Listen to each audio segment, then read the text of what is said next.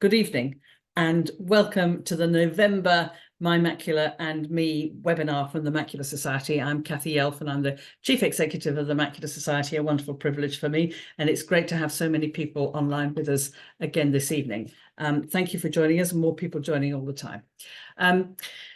We have another fantastic session for you this evening, and after all, what better way to spend a dark November evening than learning more about kidney disease? Hello, I hear you say. Am I in the wrong webinar? No, you're not. Although it is true that tonight's very special guest is a kidney specialist whose research has helped transform the treatment of kidney disease in many areas. David Kavanagh is Professor of Complement Therapeutics. He graduated in medicine and immunology at the University of Glasgow and obtained his PhD from Newcastle University back in 2006. But his career has completely skyrocketed, and he is now the director of the National Renal Complement Therapeutic Centre in Newcastle. This is a collaboration between the Newcastle Hospitals NHS Trust and the University of Newcastle. Now, if you've been to these webinars in the past, you will have heard this term complement before. You may remember, therefore, that it refers to part of the human immune system. And when this part of the system malfunctions, it can manifest in a number of disease areas, believe it or not, in the kidney and also in AMD in the eye. And this is why we have David Kavanagh speaking to us this evening. His research into kidney disease holds some very, very, very important clues for the treatment of age-related macular degeneration as well. And the Macular Society is extremely proud to be funding some of David's work. So, Professor David Kavanagh, welcome to My Macular and Me. Thank you so much for joining us again this evening. We're so lucky to have somebody again giving up their precious time to us in the evening. Before David starts his talk, I should remind you, you can ask questions later. Please put your questions in the chat and we'll come to as many of them as we can later on in this session. But first of all, David, welcome and thank you for joining us. Well, thanks very much. It's a real pleasure to be here.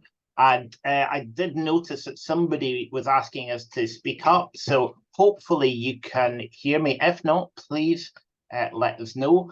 And hopefully you can see my screen now. So as Kathy said, I am a kidney doctor. But today I am going to be speaking about age-related macular degeneration and specifically geographic atrophy. I'm sure you have been to many of these talks, and I'm sure every single speaker has their own picture like this.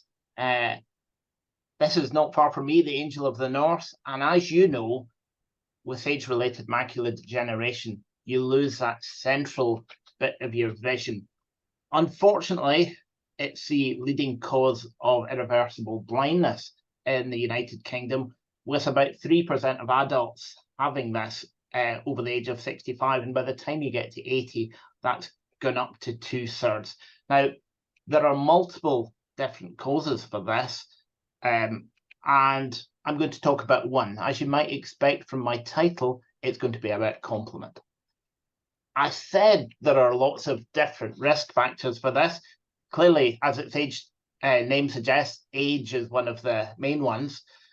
Drusen, your ethnicity, whether you smoke or have had cataract surgery before, light exposure, cardiovascular disease, diet, cholesterol intake, high blood pressure. But probably the one that's most important today is genetics and a family history. And today we're going to give you a brief history of why we know complement is involved in the kidney and the eye, but also what that has done to us. And we're going to go right up today and talk about the latest treatments that target the complement system to stop disease. I am a kidney doctor. Now, why is a kidney doctor talking about the eye? This, as you know, is a picture of the eye, somebody with age-related macular degeneration. This is a kidney. As a kidney doctor, we are contractually obliged to speak about kidneys at every opportunity. And this is a picture of the kidney. And what you can see there is a condition called C3 glomerulopathy. And you can think of this as drusen formation in the kidney. And the risk factors that cause age-related macular degeneration and this kidney condition are very similar. And indeed, some patients will develop both. Not only that, in families, one patient may develop a kidney disease and the other an eye disease. And this was very important in us discovering the role of complement in the eye. Now, about 2 weeks ago, I ran 2 different roadshows in Bath. I think some of you might actually have been there because some of you have eye disease and kidney disease. And some of your family members that came along with you with C3G may have had the eye disease. So some of this may feel familiar, and I spoke to you then, and I know you were going to come along tonight. Additionally, as well as this, we have eye specialists in the National Renal Complement Therapeutics Centre because of this association. So how did this association first come about? Well, can I take you back to 1986? And again, these are 2 brothers with a kidney disease. You won't have seen this before, but this is something called dense deposit disease, or C3G. And this dense line you see here, it shouldn't be there. And you can think of that as the drusen in the kidney. This was the first evidence of this being associated with complement in the kidney. Now, then, by 1992, a Japanese group show that some complement is deposited in the eye. And then, really importantly, by 1993, we show that patients with dense deposit disease, this kidney disease that you won't have heard about, if you look in their eyes, what you can see is drusen. Now, this is a very old paper because you can see it's in black and white. But this was the first evidence that people with this kidney disease also developed eye disease. And we knew that the complement disease caused the kidney disease. And that suggested, and it was the first good evidence, that complement was involved in the eye. Now, there was a long hiatus there. Not a lot was discovered over the next 12 years. I mean, in the kidney space in this point, there was an explosion of interest in complement, and we were finding different genes. But for the eye disease, age-related macular degeneration, we didn't really have much progress until about 2005. And these 3 or 4 seminal papers came out about the same time. And that was due to a revolution in genetic sequencing. It was something called genome-wide association study. It doesn't actually matter what it means, but what it showed was, for the first time, that there were common variations in your genetic makeup that made people predisposed to age-related macular degeneration. And that was the first widespread evidence that complement was involved genetically. Now, after these, the series followed a series of studies, but we knew that complement was involved. Now, you've heard briefly what complement is. Complement is part of the immune system, and it's one of the most ancient parts of the immune system. It's about 500 million years old. Now, what that means is that Tyrannosaurus rex could have developed age-related macular degeneration. I'm not sure an ophthalmologist would want to look in their eyes, but that is how old the complement system is. Actually, it's even older than that. If you go back to the horseshoe crab, that's about 450 million years old. It had a complement system. It is the oldest part of the immune system and is pretty non-specific. Well, what is the complement system for? Well, it's to kill bugs and viruses. When a bug enters your body, complement system is the first thing it sees. It's not specific. I know everybody with COVID knows about antibodies and T cells, but actually they are very specific parts of the immune system. The complement system is non-specific and it's very quick. It's a positive amplification loop because when you see bugs, you need to kill them quickly. So this is, you can think of the complement system as a Catherine wheel. When you set it off, it just goes quicker and quicker and quicker till it kills the bugs. And it throws off these kind of sparks or killing proteins to kill the bug. You get proteins that attract immune cells, you get signals that say kill the bug, and you drill holes in bugs. And it's very, very good at that. Now, the problem with complement is it is non-specific, and there is a term collateral damage, and it can damage your own body. Now, because of that, you have a series of protector proteins. You can think of this bit of the complement system as the accelerator of the complement system, and this bit is the brake. You have two proteins that act as the brake, and that they only act in the brake on your own tissues. And in this case, it's the eye. And what those proteins do is they act on this system to essentially stop this protein and that positive amplification loop. And that is what protects your eye and your kidney from damage. Now, as you've heard, the complement system is incredibly important to disease. You just need to have the right amount. If you have too little complement, you develop infection, classically meningococcal sepsis. The complement system is required to fight bugs. If you don't have it, you will develop disease. If, however, you have too much, you can also develop disease. Here's atypical hemolytic uremic syndrome. It causes rapidly progressive acute renal failure. If you get this, you require dialysis within a matter of days. That's what I do. That's my day job. Another condition called C3 glomerulonephritis or glomerulopathy. Again, that's a bit more like AMD. It's more slowly progressive, but it does eventually lead to renal failure. You've got things like systemic lupus erythematosus, SLE. That's another complement-associated condition. And probably the most important for today is age-related macular degeneration. So complement is very important. We need it to kill bugs. If we don't have it, you get infection. But if you can't put the brakes in the complement system, if you can't slow that Catherine wheel, you develop disease. And one of those diseases is age-related macular degeneration. Now, a series of complement studies followed to show that really very common variants, so these are ones everybody has, gives you the risk of age-related macular degeneration. So the brakes don't work as well as they should, or the accelerator's stuck on. And there were a series of studies around 2007, 8, 9 that showed this. Now,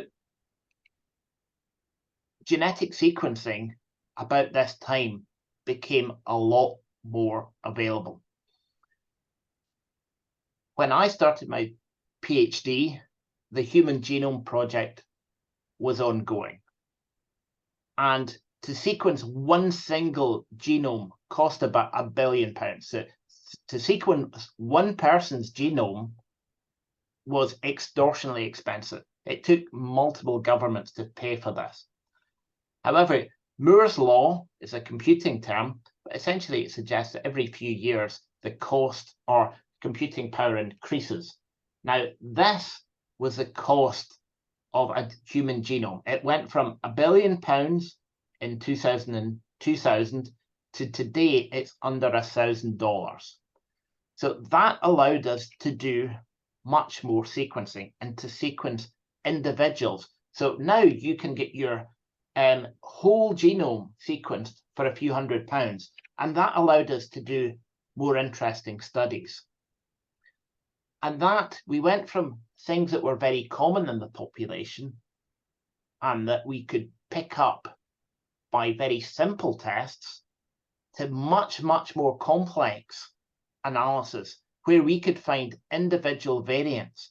Now, these individual variants, they didn't have as much of an, they were only present in 1 or 2 people, but when they had a really big effect. So we went from common variants that had a small effect to rare variants which had a high effect.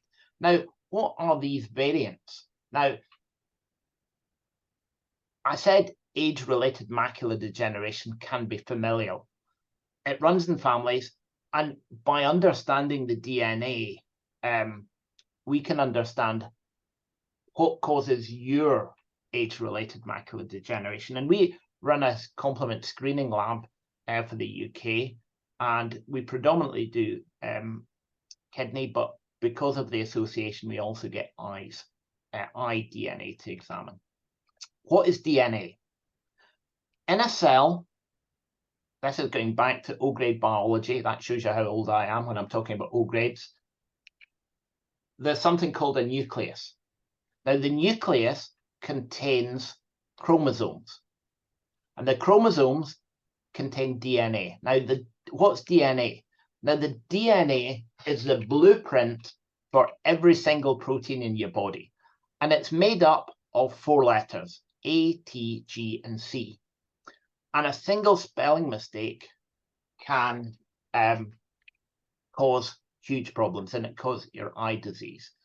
Now, this is a genetic lab. When the DNA comes in, we put it through various robots, and we get a readout. Now, this is something called Sanger sequencing. There are various forms, but we always confirm sequencing doing this way. And you get 1 copy from your mum and 1 copy from your dad, and they should be the same. And if you look at this lower one, what you can see is you have 1 single peak all the way through. And that's because if you overlay your mum's sequence and your dad's sequence, you get 1 from each, they overlay, and you can't see any peaks. You only see 1 peak. Now, in this individual here, you see this space here, they have 2 different peaks. And that's because one of these came from their mum and 1 came from their dad. And one of them is a genetic variant or a mutation. Now,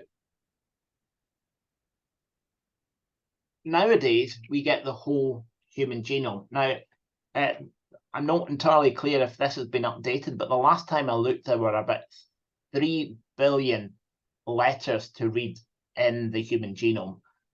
To put that in context, that's about 857,000 pages of text, or 28,000 Shakespeare plays.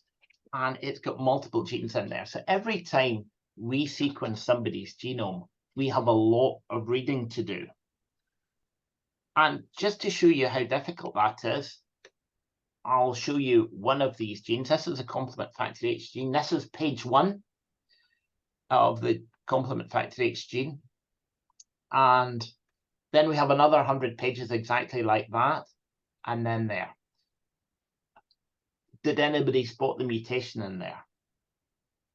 No? Well, that's how difficult it can be to find a mutation. But then we need to know if it's significant. Just finding a spelling mistake doesn't mean that you can work out whether this is significant. Think of the word desert. It's a dry, arid place. You wouldn't want that. If, however, you make a spelling mistake and add an extra S, you get dessert, which is a pudding. Now, clearly, that completely changes what the word means. Now, if you have a compact disc, you can spell that D-I-S-C, or if there's a spelling mistake and you put a K, it's D-I-S-K. Now, those words mean the same depending how you spell it, whether it's US or UK. So there's 2 examples of a spelling mistake where one changes the word completely and one doesn't change it at all. And the human genome is very like that. And as I've said, the complement system has lots of proteins, and the genes have the instructions for them. And let me give you an example. Here is the gene or the Lego instructions for the factor H F1 team. So you've got a car here, my Ferrari. It's got an engine, and it's got a steering wheel, and it's all red. Now, if your spelling mistake takes away the engine, the car won't work. If it takes away the steering wheel, again, the car doesn't work. Now, sometimes, however, you get these spelling mistakes. It might change the color of the car. There might be bits missing. However, if the engine's there and the steering wheel's there, it might look slightly different. The instructions will be different, but it will do exactly what we want. And one of the things we need to work out is what these mutations do. Are they important? Do they cause age-related macular degeneration, or do they not? And the problem is, for individual families or individuals, they might be mutations we only see in that individual, so it's not necessarily straightforward. And when we look at factor H, that's one of the brakes of the complement system. It has an engine. The engine is a bit that stops that, and that acts there. So the engine of the complement system is there, and the steering wheel is here and here, and that directs the factor H to the right bit of the eye. But the other bits aren't that important. They just orientate these two bits. So while a mutation here or there is likely to cause disease, here it might not. And I've got a diagram showing that. So this is C3. So this is that central molecule, the bit that Catherine wheel that spins round and round and round. And what happens is you get the brakes coming on. You get factor H, that's factor H binding to try and put the brakes on, and then factor I coming on to put the brakes on again. These red dots, these are these rare genetic variants, and they can occur in various bits of the protein. And you can see here some variants we found in various kidney diseases and eye diseases. And you can see there, they can be throughout the protein, but they're predominantly in the driving bits, the engine of the protein. Now, I do this all the time. About 3 hours ago, I was going through all the genetic results for the week, and I've got to decide, is this spelling mistake harmful or not? So how can I do that? Well, I can look and say, well, is this very rare? If you find a very rare variant, it's likely to be important. Might not be. If you have a genetic variant that runs in families with AHUS, that's a kidney disease, or age-related macular degeneration, that's far more likely to be involved. And some of you I may have already spoken to about this, where we know the gene runs, this mutation in genes run through families, and we can say that's likely what caused your disease. Sometimes we can measure levels. My lab also does lots of complement analysis, and if your factor H or your factor I, if those protector proteins are at low levels following a mutation, we can say it's likely to be important. Or we can do computer predictions. Unfortunately, sometimes that's not enough, and we need to do functional analysis. Now, this is my lab. You can see lots of different pieces of kit there. And what this is to allow us to functionally analyze these mutations in you to personalize your genetic results. So what do we do? Well, first of all, we make a protein. You can see this is Edwin. He was one of my old PhD students. Now he's a consultant at the National Centre. And what he's doing here is he is using yeast to make factor H, a mutation of factor H, and he's making this protein recombinantly. So this was a variant we found in a patient, and we were trying to make this to see if it was important. Now, you make it like this in this kind of yeast broth, and then you have to purify. And this is Holly, and Holly is showing here are NP kind of how you purify protein. So this is a machine where once we make this protein from the that we found in the patient, we have to purify it, and then we have to essentially analyze whether this works. And this is Annalise. Annalise's a Macular Society PhD student, and what she's doing is she's trying to take people's genetic results and interpret them so we can personalize their result to tell them, is this a spelling mistake that is important, or is it just irrelevant? It's a spelling mistake that doesn't alter the meaning of the protein. Now, what she does is this is a machine called a surface plasmon resonance machine, or a biocore machine. And what she does is she takes proteins that she's made and purified, and they were from genetic results from patients with age-related macular degeneration. And what she does is she puts them on an artificial membrane, and that allows us to watch how the accelerators and brakes of the complement system work. And I've got an example of that. You can see here, you can see the complement system forming, and then we let it decay slowly. And what should happen is when we add this protector protein, this rapidly comes off and goes to nothing, and it protects that membrane. If it doesn't work, however, you can see that that really doesn't change, and we could say that this protein caused disease in this patient. Now, sometimes we still don't know. You may have found you've had genetic results where it says you have a pathogenic mutation, it causes disease. A likely pathogenic mutation, it probably causes disease. Sometimes I have to say, I just don't know. And that's where Annalise comes in.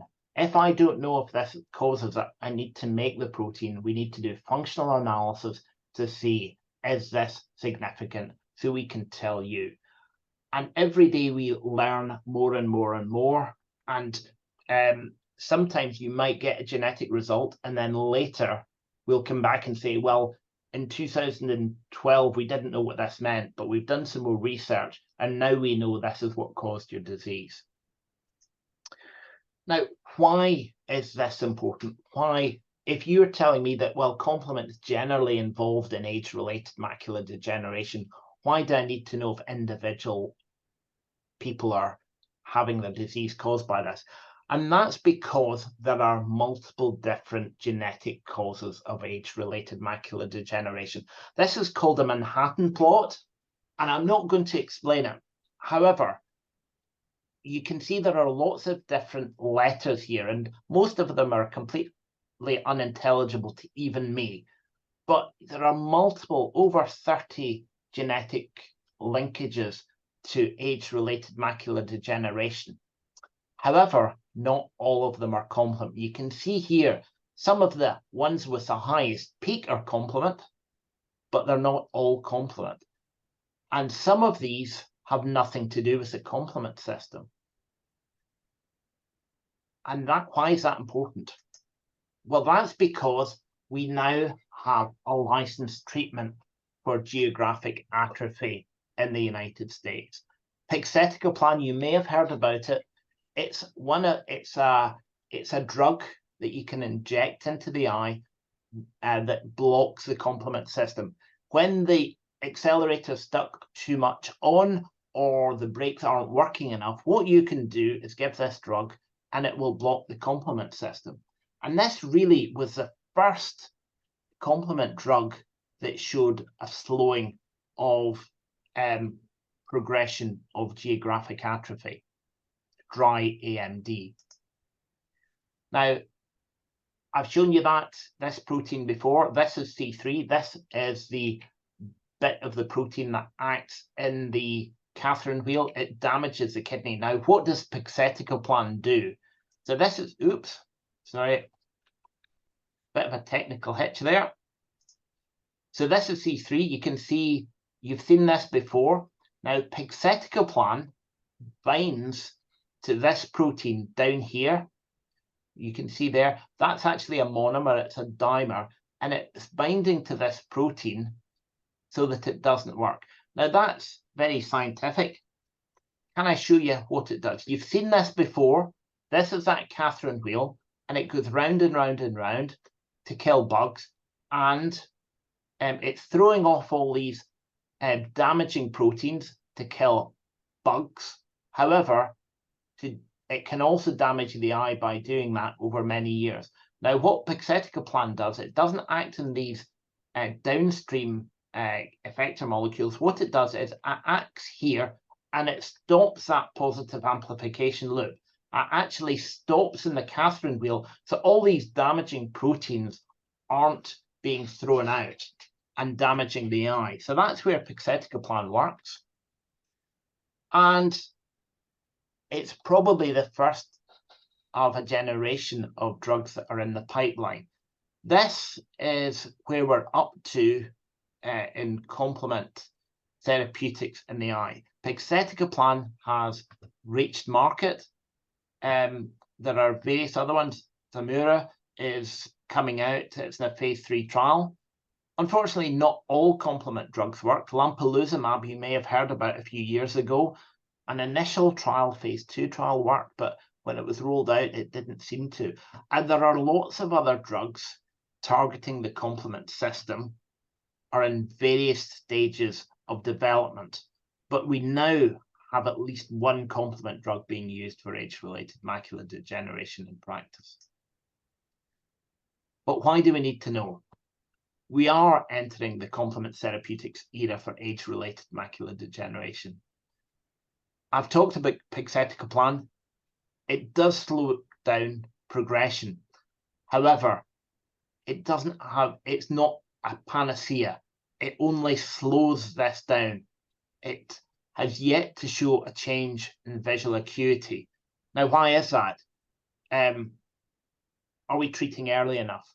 Sometimes when we treat age-related macular degeneration, it's too late. If we treated earlier, would that be beneficial? Would that save sight as opposed to just stopping progression? And the other thing is, will it work in everybody? These trials, they have not been powered or indeed stratified to look at people with rare variants. People with mutations that are significant in the complement system are more likely to respond to complement inhibition, while those with other risk factors that aren't complement mediated are not. So by understanding the genetic risks and being able to personalize the management to you, to look at your genetic code and say, yes, you've got a spelling mistake, but either it doesn't do anything to the complement system or it takes away the brakes from the complement system, and that's why you're getting damage. We'll be able to personalize the treatment to you and improve the next generation of trials of complement therapeutics. And with that, I'll thank my team, and I am happy to take questions. Lovely, David, thank you. What a very, very interesting talk. Loads of questions, loads and loads of questions coming in. So this is incredibly complicated, isn't it? Because you talk about all these genes. So AMD, I mean, I guess this is why AMD has been such a difficult nut to crack, really, that it's not a single gene involved in this, is it? Yes. It's multiple genes, multiple different things, and some environmental factors as well playing a part in this. It's a real minefield, isn't it? Yes, and so lots of the genetic variants are actually very common and everybody has them, but they have a very small effect. But one of the more monogenic types, where you do get it in families, the risk factor can be strong. And in that complement, you can see it. It's inherited through generations. And that's why by understanding them, those are the people that are most likely to benefit from complement therapies, because that is what we've seen in kidney disease. This is what I do in atypical HUS and C3G. The field is 20 years before we are in the eye. And again, they're multifactorial, they have environmental triggers, but by understanding the genetics, I can tailor therapies to either knock out the complement system or to look at various vitamin pathways that are deficient. So I think there are lots of parallels between the kidney and the eye. And if we can replicate what we did in the kidney and the eye, in 20 years' time, hopefully we'd have cured at least the complement-driven mechanisms of this disease. So some of the questions that are coming in. One is because we understand more and more about genes. So a question here about gene editing. Do you think it's feasible to edit these faulty genes in the complement system to repair them in some way, or replace them, substitute them with a healthy gene? Is that a feasible route, do you think? Genetic therapies for this are possible. Some of this comes down to where you put that. Most of the complement proteins are made in the liver, and about 10% are made locally. Now, many of these proteins can be made in the eye. And one question we have is, where do you need this complement regulation? Is it inside the eye, or is it a systemic disease? If it's a local disease, you can put gene therapy into the eye and cure it. If, however, it's in the other side of the Bruch's membrane, you would need a more systemic therapy. And those are some of the questions we're still grappling with. We do not know exactly where we need to target complement. So one of the first questions is where you need to do this. If you could give a gene therapy to, say, replace factor H, you could do that in the eye, or you could do it in the liver. And depending where you did it, may have a huge effect in the outcome. So yes, it is possible to replace some of these defects genetically. But I think we're probably a long way off that, because many of the gene therapies come with substantial side effects if you give it systemically.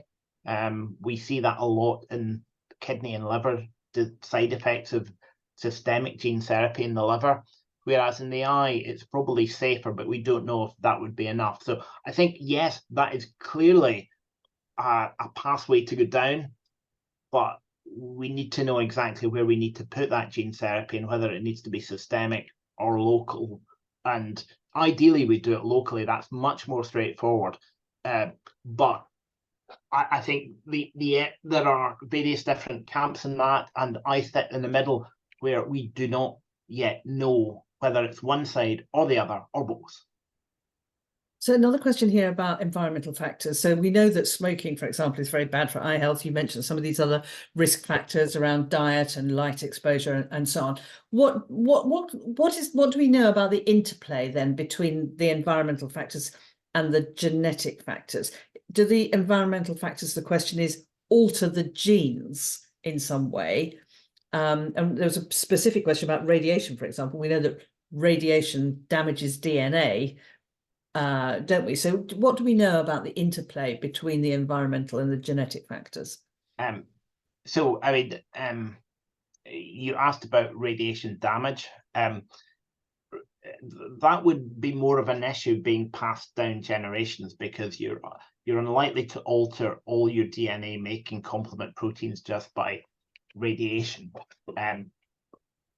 Now, the initial mutation may have been caused in an individual and then passed down, because at some point somebody develops a mutation for the first time, and that could be caused by ionizing radiation. That's why when I go in to do a procedure, say, and I have a X-ray machine, we always have, we've got various bits covered up, shall we say, with lead, so we're protecting the kind of gamete generating organ, so that doesn't have a problem. So that's radiation. That was a specific question. Other environmental triggers, well, I mean, clearly complement system is there to tackle bad things, and if you get inflammation, complement's activated. So all these things, smoking, and various infections, probably even light damage to the eye, the complement system is there and will be activated and will be more active in these sorts of settings. And we see this as well in the kidney setting. So in people with these mutations in kidney disease, often they're well, and then they get an environmental trigger, an infection, and it sets it off. So these environmental triggers, many of them will have an effect on amplifying that complement system and making it drive harder and then deposit in the kidney. or the eye. Sorry. Yeah. I will always go back to the kidney. Yeah. But it's the same. It's the same in the kidney and the eye. So a question here about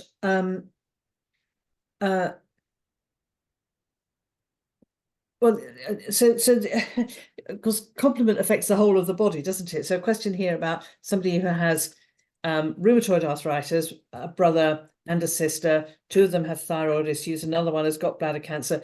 Several of us have AMD. Mother has sight loss caused by macular degeneration. Could all of these be linked? Could all of these be linked through complement? Well, they are all autoimmune diseases from what I gathered there. So, and I've talked about genetics because I limited this talk. There's another there's another autoimmune condition where patients with C3G, the kidney disease I was talking about that can be genetically mediated, they can have an autoantibody called a nephritic factor. And patients with lupus can get a nephritic factor, and patients with age-related macular degeneration or drusen formation can have these autoantibodies. So there are potential mechanisms by which a general predisposition to autoimmune disease could cause those. It's fairly complex. Those diseases are not monogenic diseases. So you would not get a gene that would cause all of those. You might get a predisposition to an autoimmune condition. But from what they said, it was a range of different autoimmune type diseases. So it might just be a predisposition to autoimmune disease rather than a predisposition to age-related macular degeneration. So so thanks. So another question here about this is a question of diuretics. Do diuretics have the question is, do diuretics have an effect on AMD? Somebody's mother has noticed that the eyes don't feel as comfortable when on this treatment. So could treatment for kidney problems knock on to the eye, I guess is the question, for example? No, I mean, we use diuretics in pretty much everybody, and we don't tend to see a problem. I mean, I think the issue for me would be why they have a kidney disease. If you've got age-related macular degeneration and you have protein in your urine or your kidney impairment, I'd want to know why your kidneys were doing that. So for me, the issue is, why do they need the diuretics? Now, you get diuretics for different reasons. You might require it for your heart. If your heart's not working as well, a diuretic will help get rid of it. That's a pump issue. But clearly, the most important organ in the body is the kidney. And did I get away with that? Yeah, very nearly. And I think the cardiologist will take you on over that. Okay. I'm surprised nobody picked me up in the eye. But in the kidney, you often require this because those diseases, the nephrotic syndrome, you swell up because you lose protein from the kidney, and you might require a diuretic. So I think I'm not aware of any problem with diuretics causing this. I mean, there could be, why do you need the diuretics? Is it a kidney disease? And the other thing is, sometimes if you get diuretics, you might get a bit woozy because we've dehydrated you too much, and at that point your vision can go a bit.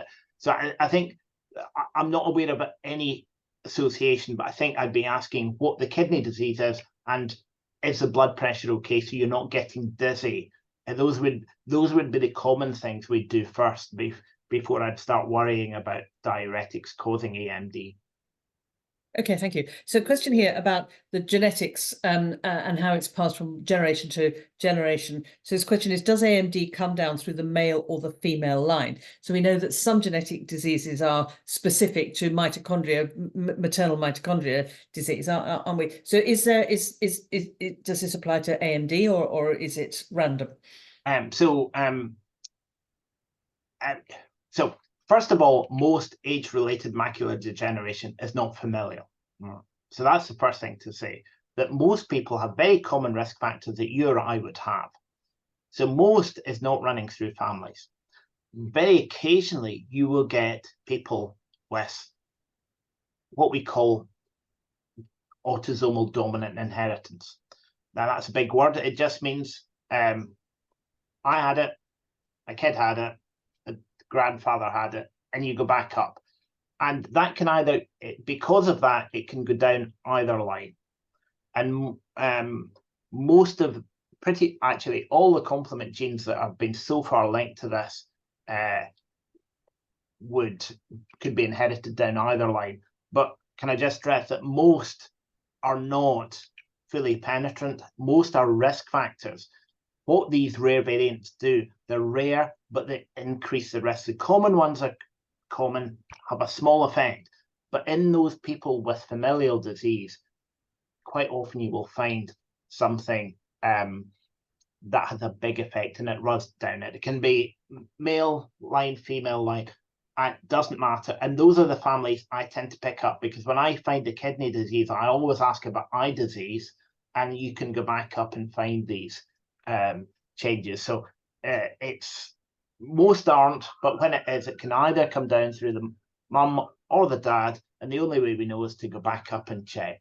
But frequently when we do this, I don't even need to do that, because if I find one of these highly penetrant or highly functionally significant variants, it will have such an effect that I'll be able to ask patients, and they'll say, oh, my gran and her gran was blind and we didn't know why. Most people historically don't know, but you'll find out that their vision was poor.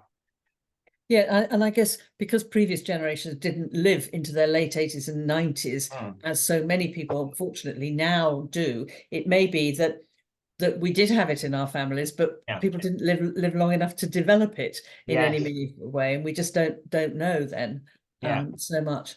Though actually, some of these rare genetic, the ones analyse is looking at, these rare ones that have the big effects, sometimes they actually occur relatively young, especially the ones I see with kidney disease. So actually, the rare ones with a big effect, they are the ones where people notice. So it's actually surprising quite how often I've got loads of pedigrees where I see this, either kidney or eye disease, and you can go back because frequently it's actually quite young. Yeah, and I think Professor Paul Bishop in Manchester has been looking specifically at this group of people who have early onset AMD. There was a question earlier. I mean, you showed us this amazing picture of all the hundreds of millions of different sequences of these 4 letters of the genetic code, and somebody quite rightly asked, does AI help with any of this, analysing this vast quantity of data that is now generated by the ability to sequence so many human genome? Yes, but it is informed by what we put into it. It's like computers are great at churning through data, but we need to inform it. So what I hope is that what we're doing at the moment is we're looking at all these rare genetic variants, and we publish this data. And the more data you can put in to say this will be important, this won't, that will allow AI eventually to essentially just churn through a whole genome and say this is important, this isn't, because it's just such a vast array of data that ultimately AI will be great for this. But we do need to teach the AI. AI is not going to work it out itself. AI is going to need a baseline to kind of inform what it thinks, because AI on its own doesn't think anything. You've got to give it that baseline to say, well, these are the facts, and here are 100 variants, and 100 variants, 50 don't do anything, 50 do. You go work it out based on this. But ultimately, unfortunately, much as I would like to say otherwise, and I do use various algorithms to try and work this out, but at the moment, these computer programs predicting whether these are significant or not, it's not really much better than tossing a coin, which is why we invest a lot of time and energy, because these are not quick experiments. To make a single protein and do the experiments taking 6 months for one person. Now we can do it in parallel, so we can speed it up, but ultimately if you can put the right data in, then we won't need to do this in the future. We get better and better at it, but we still need to train that AI. And the only way we can do that is to actually do these experiments.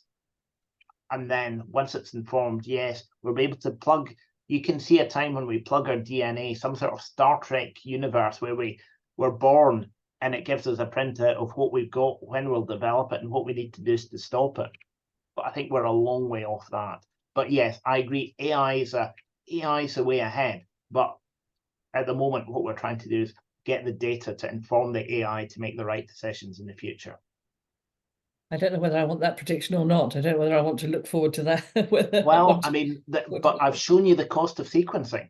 Now, the issue now today is not the cost, it's not the ability to sequence. You can generate lots and lots of sequence. The problem is I've just shown you one gene.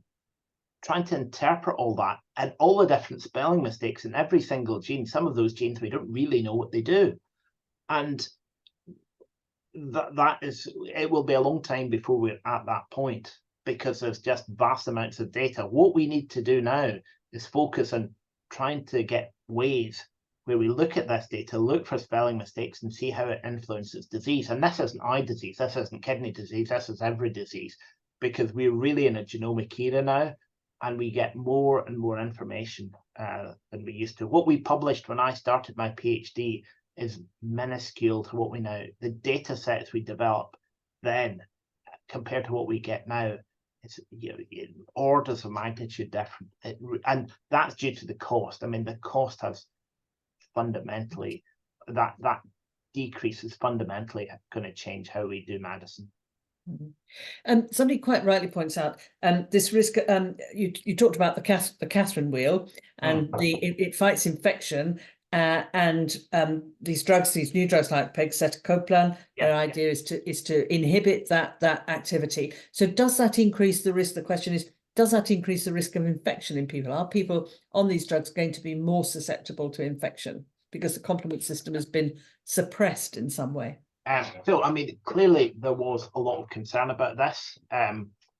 20 years ago, people said you couldn't block C3 because it would be dreadful. Actually, it doesn't seem that's a big issue. Pegcetacoplan have had a safety signal regarding the eye. As far as I can see, it doesn't relate to infection. I think they are trying to put it down to the type of needles that we're using, but I mean, that is something we need to work out. But as far as I can see, there's no great safety signal. And remember, this is being used in the eye, so it's localized. So might get that. What I would say is, there are conditions in the blood conditions and kidney conditions where we are blocking the complement system. And in that, the risk of meningococcal sepsis is increased 550-fold. And that's despite me vaccinating people and giving them antibiotics. Now, that said, most of the people that develop it are young teenagers and they don't take their antibiotics, and that's why they develop it. Now, that is a systemic therapy. So if you're systemically blocking the complement system, you will increase your risk of meningococcal sepsis, undoubtedly. However, we can really manage this, and we have been doing this now in kidney disease and bone disease for 15, 20 years. So we know this risk, we can manage it. So just blocking the complement system, that would be a problem. We do need long-term safety data because pegcetacoplan is pegylated, and we don't know the long-term effect of that. So, I mean, there are lots of questions, but if it's, can we block the complement system? Yes. Will it increase the risk of infection? Yes. Is there a big safety signal? No. Do we know how to mitigate it? Yes. And are we looking for it? Absolutely. So, and like many things, most kidney diseases, I suppress the immune system. That's what I do. I know how to manage it, and I tell patients what to look out for. So I would not be worried about just suppressing complement. There is of course, there's an increased risk. But small in the eye, because we know that the eye is this enclosed capsule, it's described as immunoprivileged, isn't it? Yeah. And so what goes into the eye stays in the eye by and large, doesn't it? So it's not Yeah. going to go around the whole body and reduce the whole body's infection. So though there may be systemic therapies as well. There are iptacopan is an oral small molecule that's being used, and we use that in other ones. So there may be systemic therapies too. So I agree the risk will be low and manageable, even if we give it systemically. We talked about AMD, and this is about AMD, but there are people on the call who've got other conditions. So a question here about myopic maculopathy, for example, is complement specific to AMD, or is it involved in any of these other AMD, other macular diseases? There is evidence for some other diseases. It's really quite weak. Thing is, complement is non-specific and might have roles in many things, but I think the evidence for it involved in these is much less. So probably not. This is an interesting question.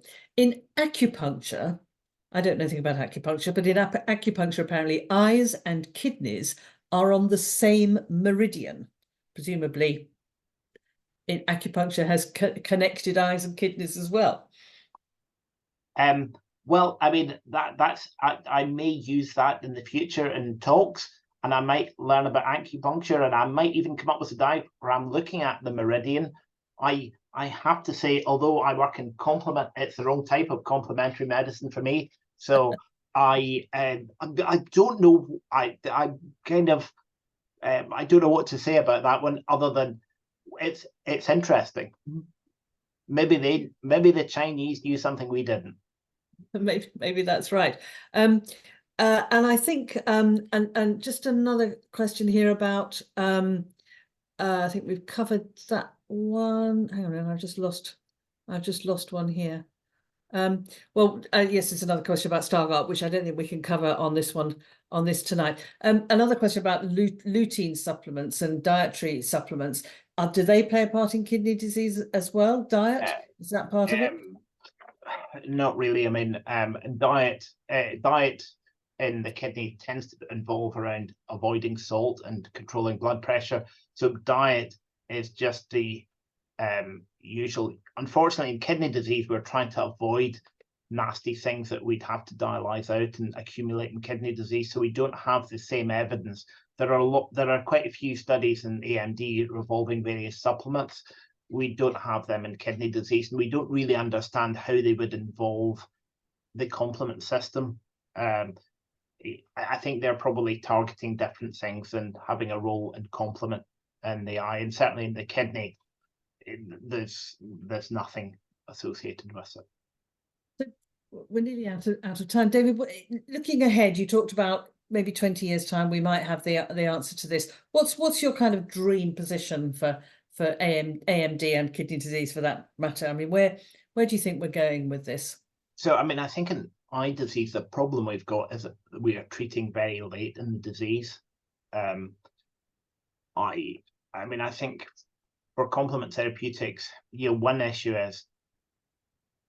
is complement triggering the disease and other things causing it to go on, and are we treating too late?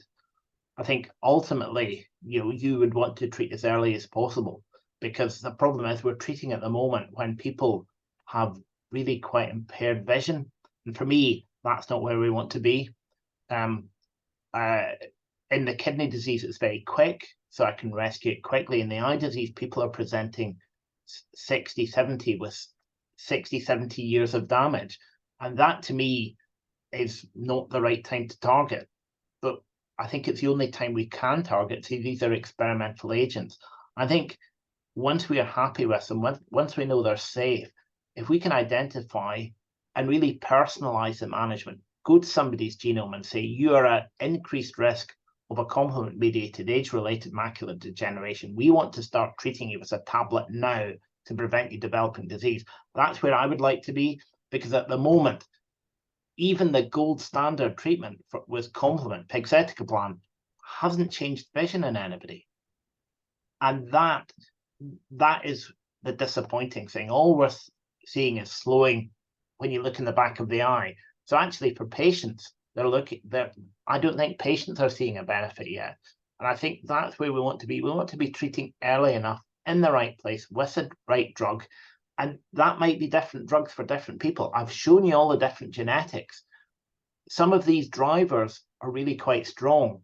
And if we can maybe inhibit that in one person and something else in somebody else, that might lead to better treatments and personalized treatments. And that's really where we want to be. Of course, we might need to give multiple different treatments to slow it, but we don't want to be treating too late by the time blindness is set in or really people are impaired. You know, I think I want to be where we are for kidney disease very soon and eye disease, but I think we're much further away because this is a much more complex disease than the kidney, though it pains me to say it. Yes.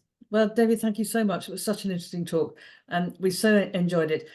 Just to say, there was a couple of questions about how people could take part in research. If you call our advice line, our helpline, they will put you in touch with our research team who have a database of people who are interested in taking part in medical research. And when trials come up, we can notify you. So if you'd like to call our helpline for that or any other individual questions you have about your condition, please call them. They're there in the morning from 9 o'clock. And that number is 0300 30 30 111. 0300 30 30 111. It's on our website. And you can phone that about joining research or any other individual questions that you have. We're not here next month. It's a bit too close to Christmas. So we're going to take a break from the My Macular and Me webinars for December, but we'll be back in January. Who can believe it? 2024. But we'll be back with more fantastic guests, just like Professor Kavanagh. David, thank you so much for joining us. Very grateful to you indeed. Thank you very much. Thank you to everybody for joining us tonight. Have a very good evening. And as I may not see you before that, have a very happy Christmas, everybody. Good night and happy Christmas. Good night, everyone. Good night.